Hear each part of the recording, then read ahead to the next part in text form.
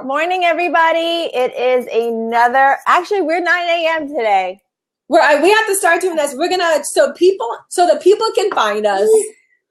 We're gonna 9 do it a.m. at 9 a.m. We're gonna try to 9 a.m. every morning. So when the kids are on the bus, kids are gone, quick shower, kids, and then we'll do the blab. All right. So Audrey and I, as soon as we hopped on, we just started talking about that mommy blogger who has made it onto Good Morning America. So I forget her name, but I don't care about her name. I don't know her name either. She's just the mommy blogger that had a successful blog, but nobody knew her before all of this. Right. So, okay. And now she's doing this rounds from all traditional media saying her life was so fake. She hated her life. She hated her job. Mommy blogging's fake. And all traditional media is just loving it. They're just soaking it right up. They're licking it up because, as you know, that's what traditional media right now. They want to jump on this. It's a hot story. But the reason why they want to jump on it is because we bloggers are getting all of their advertising money. So she thinks that this is all about her. It has nothing to do with her. This is all, yes, bloggers should go away because we need the money back. Traditional needs the money back. Come back to our side. Influencers don't have any influence because this nobody has said it. Let's all ride this wave for as long as we possibly can. And it is infuriating. I can't believe Good Morning America picked this up.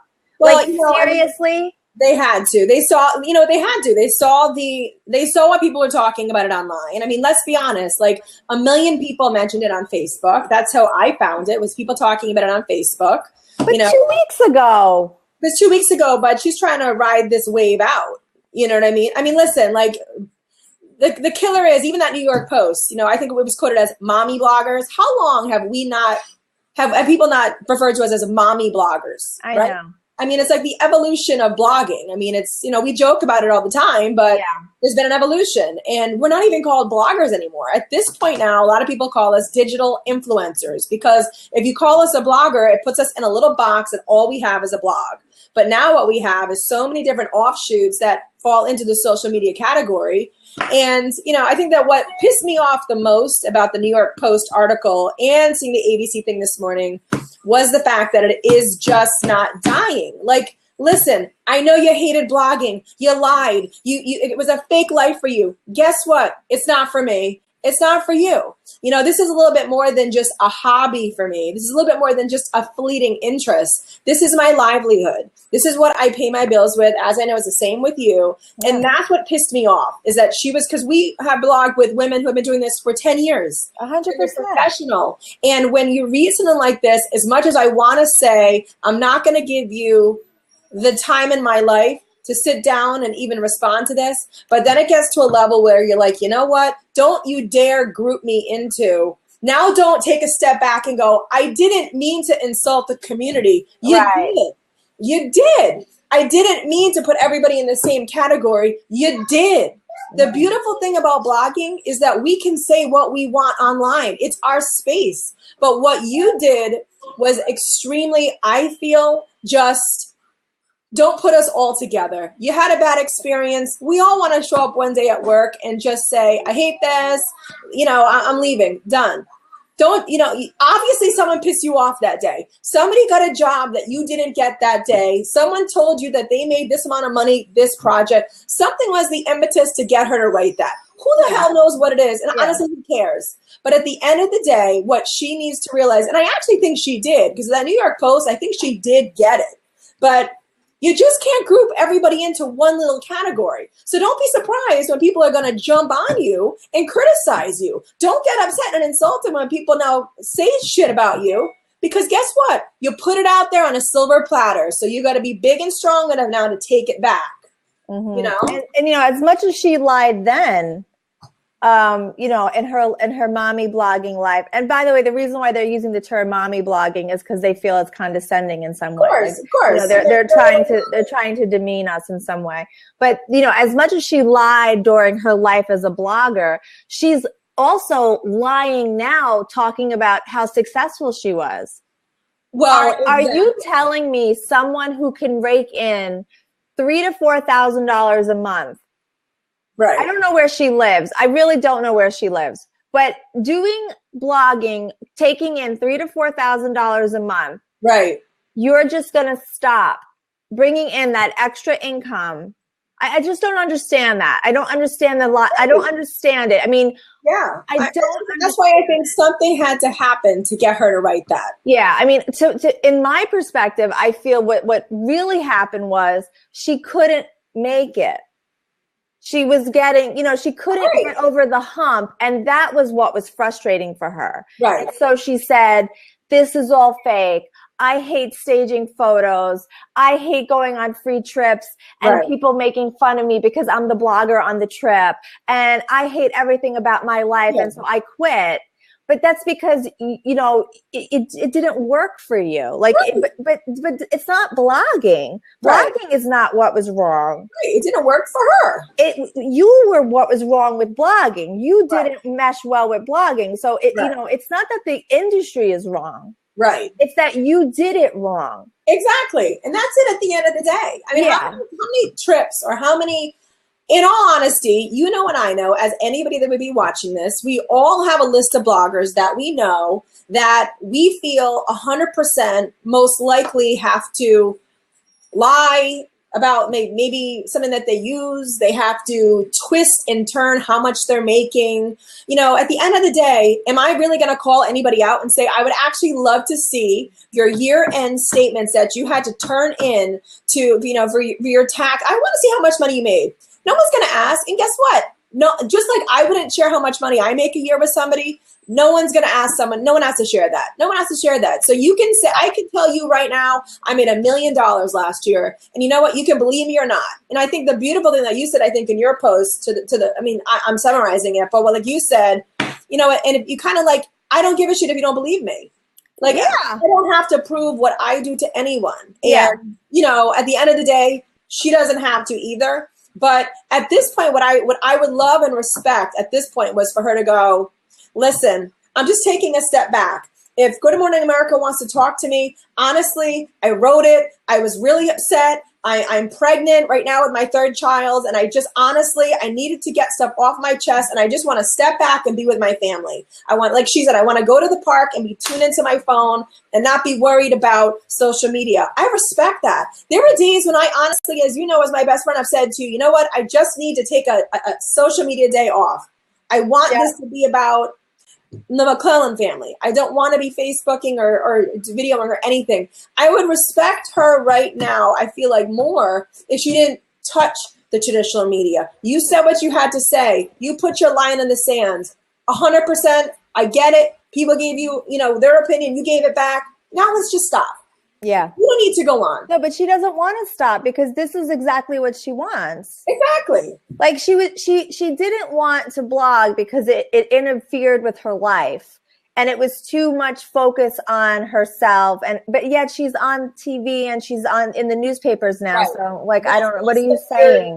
What are you saying? Yeah. Right there, so. Yeah. Like, what are you saying? Like, I don't understand it. Like either get out or don't get out. Right. Right. Make up your mind. It's pretty much for us as someone. I think why, for people like you and people like me and a lot of our friends who have talked about this maybe privately, and I think this is why it struck a chord so much, is because there are many of us that do take this seriously. And we always, and what I respect about you and about many of my friends, and I try to keep myself this way too, is like that litmus test. We have turned down a lot of different campaigns. Yes. And one thing that I often, and I wrote about it in my blog post and we'll go live, and I know that you and I are the same exact way because most of the time we're doing this together. Over 50% of the stuff that is on my blog that is sponsored content, I have pitched myself. And that was starting from day freaking one. And that's always been my number one thing. As you and I know, it has always been for us. We love pitching. We love coming up with ideas. Waiting for jobs to come to us is like watching water, like waiting for it to boil. It doesn't happen. It happens slowly. It doesn't happen continuously.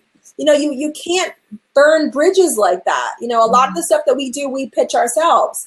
So I don't know. I saw that and it struck a chord mostly because I've always kind of gauged it where if someone walked into my home, and you and I are working with Tide. So someone worked into my home and they opened up my cabinets and there was Whisk, every other detergent but Tide. I could see someone saying, I don't quite understand this. How are you talking about all the Tide products you love and there's not one Tide product in your house? You and I are not like that. We have been offered jobs from competitors that we have turned down because we do not use those detergents. Yeah. I mean, again, one simple example, and there's obviously dozens we could talk about, but that's what kind of pissed me off. I know.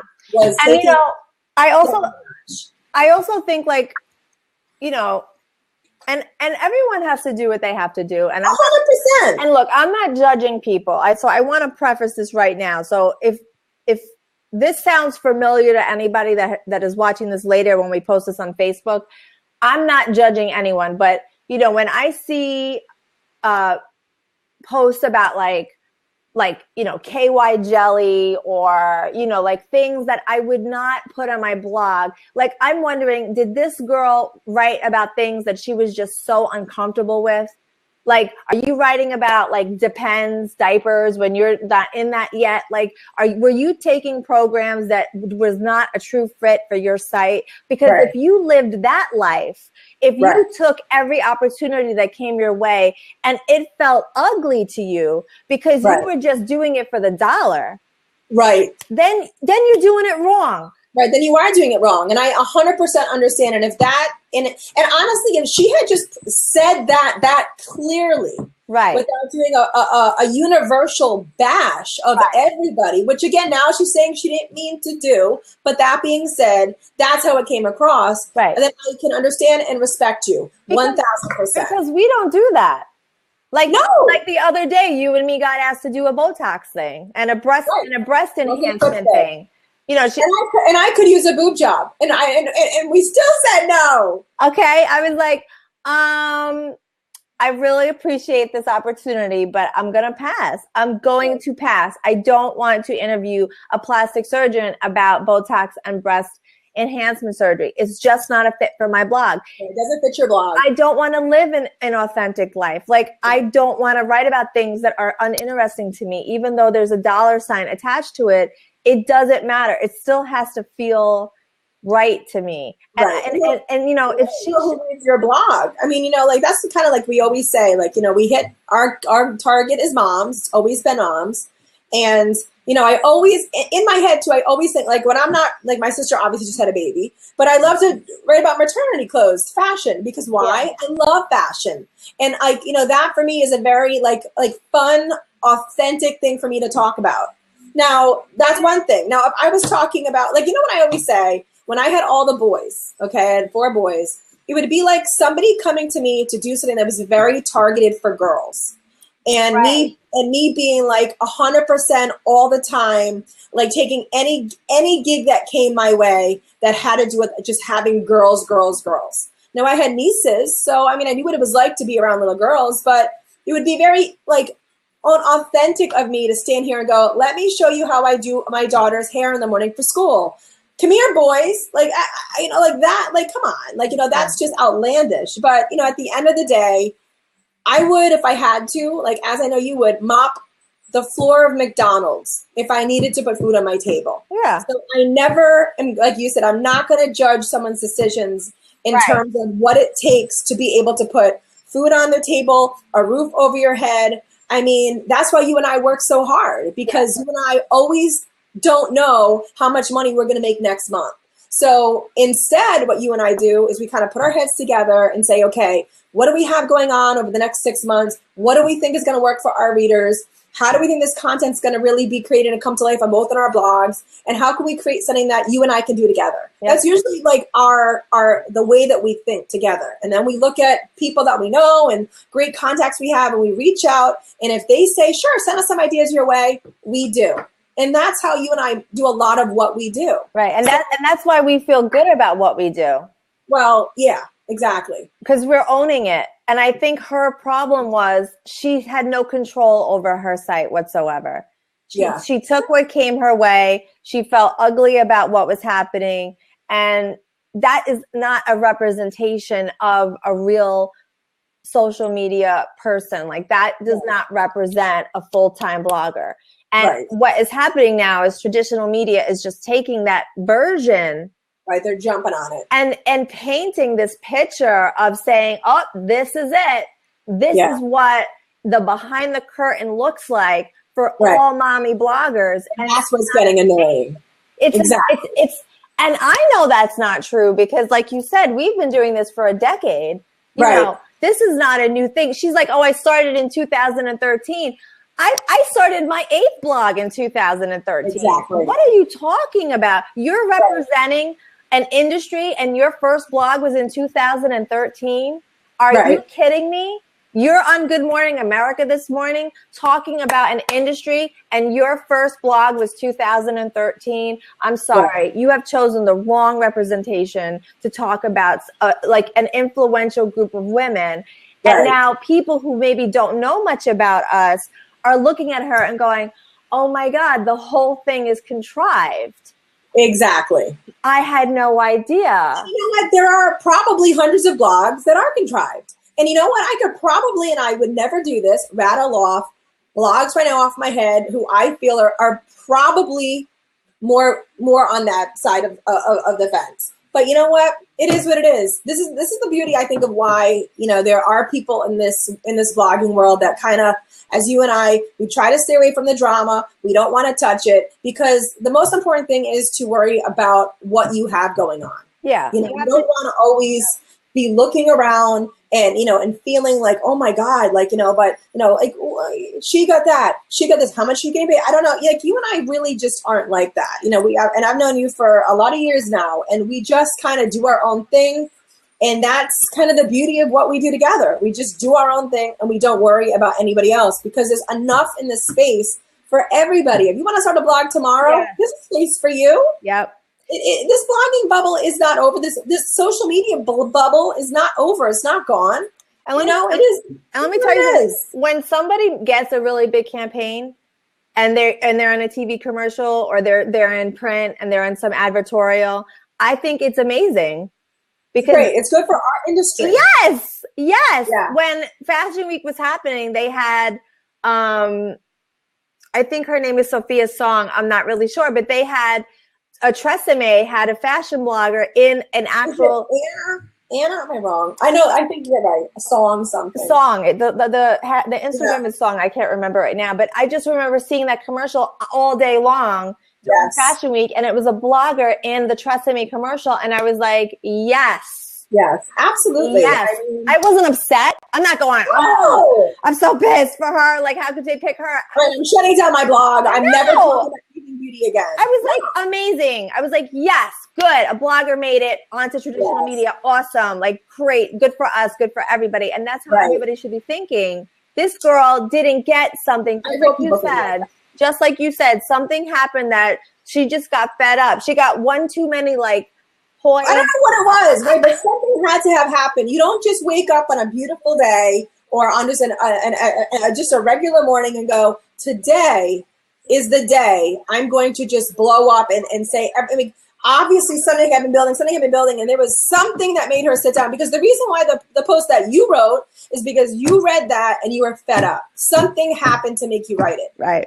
I read the thing on the New York Post that made me sit down this weekend and write this. I didn't, we didn't just wake up and say, you know what, maybe we'll just write about how to be a professional blogger today. No, just, and even when two of our friends had gone on a trip to Vegas, and there was some influencers there who, I guess, were taking advantage and stuff. And there's all these different pockets of people that, at the end of the day, you just want to be professional. If you're not professional, you're not going to get work again. Yeah. Much like bloggers are, you kind of know the bloggers that you kind of want to stay away from. PR people and brands, I would think would be the same way. Listen, I don't want to, I don't want to work with her. She doesn't hit deadlines. She spells everything incorrectly. Her photos are horrific. And, she just isn't someone that people seem to respond to. Yeah. They need to make the decision to not work with you. Right. Why why burn a bridge, I guess, I don't understand it. And like, I'm looking at the comments on the side here, and Callie says the blogging market is saturated and it's almost over. I don't believe that. I gotta get my plug. You keep talking. Okay, I'm gonna say this. There's like 50 million blogs right now, I think the latest statistic. So it is saturated, but we're talking about like the 1%. So the people that are actually earning enough to support their families. It's a full-time job. It's not a hobby. It's not just taking pretty pictures. It's really being all around 360-degree digital influencers. And those people are, the ones who are just blogging for hobby, blogging for fun, taking the $50 campaigns and trying to like pump out coupons on their blogs.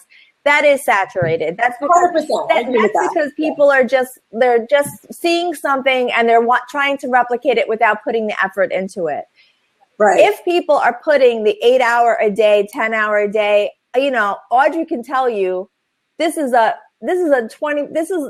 are never off. So there is never a point where we turn off.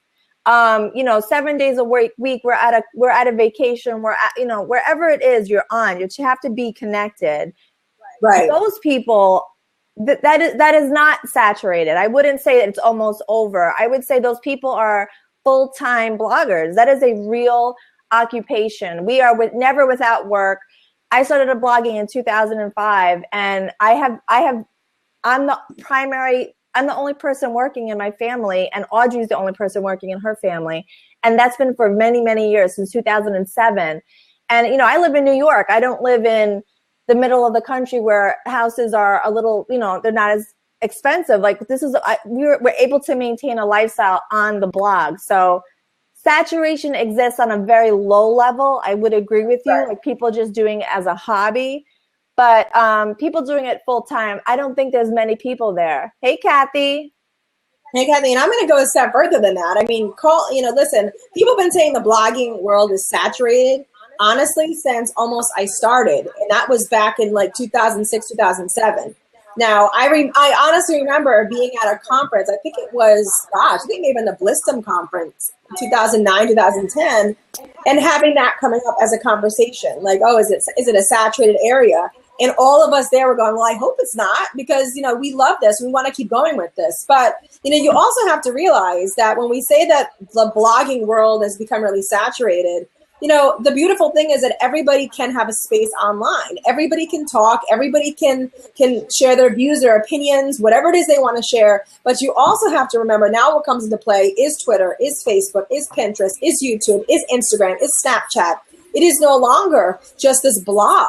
So when we say that it is saturated, I think it's really, it's almost, I don't want to say the wrong word to use, but you also have to believe now and understand that it's not just a blog anymore. So you could have maybe 10 people that go to your blog, but 1 million that go to your Instagram. Yeah. You could have a YouTube channel that blows up, that gets 6 million visitors on one video, and maybe you have 10,000 on Twitter. Like, the unbelievable thing about social media is that not every channel is even. And so when you find what works for you, like Vera and I always kind of say, the blog is your home base and everything else kind of can spider out. But that's just for us, because we started with the blog. So if you start with maybe a YouTube channel, YouTube, I could say that's saturated, but then I look at all these people who are overnight millionaires because they have found a piece on YouTube that has not been touched, that is really great content, and there's going to be probably another, I don't know, thousands over the next 12 months from now that are going to do the same. Yeah. So, I never want to say to somebody, oh yeah, it's too saturated, don't even jump in, because how do I know that you're not going to come up with the best blog? Yeah. Has ever hit the earth. Yeah, it's worth it. I mean, like I said, you give it a shot, you give it if you don't have your all to do it, then you're doing it for your hobby, and that's good too. I mean, you do it. And you see Callie's comment, it became inauthentic for her personally. And I think that's what Vera was saying before about, the big controversy with the blogger that came out and said it blogging ruined her life.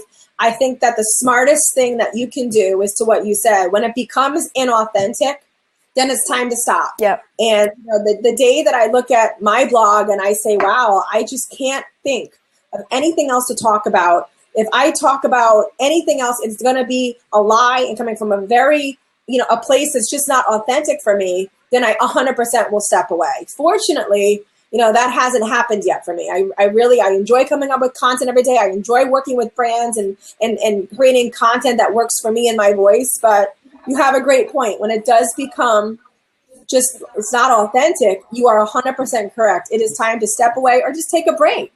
So Kathy wants to know how people can make money on YouTube and blogging. There's a few different ways to do that. I'll tell you really quickly because we're going to have to jump off soon. But on YouTube, you turn into a pumpkin at 9:30? I turn to a pumpkin and I'm getting a facial. I'm getting a facial. Okay, I have an appointment. And my phone has been ringing off the hook behind me. So you start going. My daughter took my phone. Okay. I just want to make sure there's no huge emergency in my family. All right, I'll tell you. So on YouTube, it's impressions. So it's ad impressions. Or it's you get paid per post on the sponsorship rate. So somebody will hire me and they'll say, I'll give you X amount of money if you do a video promoting my product. So that's two different ways to get paid on YouTube. But the ad revenue, like last year, I did 3 Rainbow Loom videos with my daughter. I didn't think anything of these videos. I didn't think they would make any money. I didn't think they would take off nothing. So we did the videos and I uploaded them. I didn't think anything of them. They ended up getting almost 1 million views each. And it was a trending topic, so you were really smart to do them. It was a trending topic. I mean, actually, maybe that's why I did it. I mean, why else would I? But tons of people were doing I think that's why. Like I saw that people were doing it, so I did a couple of Rainbow Looms, and just based on viewership, on page views on YouTube, I was able to make money just by having that that video just like rotating on its own. I didn't have to get a sponsorship for it. It just made money on its own, which was nice but that's rare. Like it's very hard to get that type of traction on YouTube unless you just, I mean, I don't even know how it happened, quite frankly, but that was great. And then on your blog, so you get paid through AdSense on YouTube. On YouTube, you sign up for Google AdSense, and it tracks your viewership. There's Google and YouTube are one. On your blog, it's sort of the same vein. So you could have ads on your sidebar, or you can get paid through sponsorship. So like Audrey said, we're both, we do a ton of stuff with P&G. That's like one of our big brands that we work with. So we're doing a 6-month-long relationship campaign with Tide. We're part of their fabric care board. And, once a month we have to put posts up for them. And then we have a contract with them. So we get paid for that once a month. And there's plenty of, like, I'm doing something with Beneful. She's doing something with, what's that recent one that you just put up? I can't remember. Oh, we're going to be selling our house in the next year. Yeah. So we partnered with owners.com. Right. So again, this is like what Vera said, many times like Vera has pets. So Beneful, it was like a logical connection for her. Like I honestly just put up on social that I was going to be moving. And, from me being very authentic and saying, hey, I'm going to be moving, I had 3 separate brands reach out to me, owners.com, Staples, and Thompson's Water Seal, all looking and saying, listen, we have stuff that's under the moving umbrella, and we'd really love to see if we can find a way to partner with you. And so I, on my own, came up with ideas that would probably work for me and them, and crafted some stuff. So, much to Vera's point, you just never know where opportunities are going to happen. And we're going to have to wrap because it's 9:30 and I have to literally run out of my house right now. So thank you everybody for checking in. Thank you, Callie, for saying that too. Yeah, we're kind of new to Blab, so this is really we really love this arena. Yeah, thank you so much, guys. We'll see you tomorrow at 9. We were supposed to talk about Facebook trends, and then we ended up ranting on this. I like this better. What the hell? Me too. A hot topic out of the air and just go. That woman riled us up. She riled us up. That woman. She gonna be hot. I'm sweating. You see the sweat? Actually, I don't have a sweat stain, but I'm sweating. And you look tan. You look tan. I just want to. As long as I look tan. Look, the tan line is still there, Vera. It has not gone away. Fabulous. All right. Done. Until next time. Bye, guys.